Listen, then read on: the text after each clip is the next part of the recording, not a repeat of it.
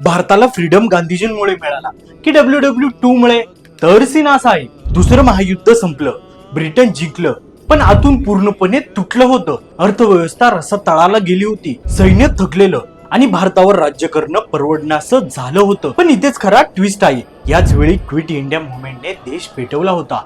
हजारो लोक तुरुंगात, ब्रिटिश विरोधात वातावरण उफाळलेलं आणि सुभाषचंद्र बोस यांच्या INA ने तर ब्रिटिश इंडियन आर्मी मधल्या सैनिकांची लॉयलिटी तोडायला सुरुवात केली होती. 1946 न्यूएल म्युटिनी, मुंबई ते कराची भारतीय सैनिकांनी बंड केलं. ब्रिटिशांना कळलं आता बंदुकीच्या जोरावर हे एम्पायर टिकणार नाही.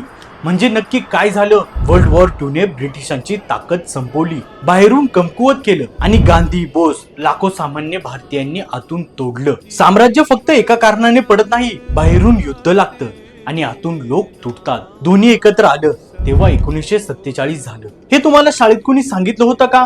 कमेंट करा आणि रील त्याला पाठवा ज्याला वाटतं फक्त गांधींमुळे फ्रीडम मिळालं. सीन काय समजला ना?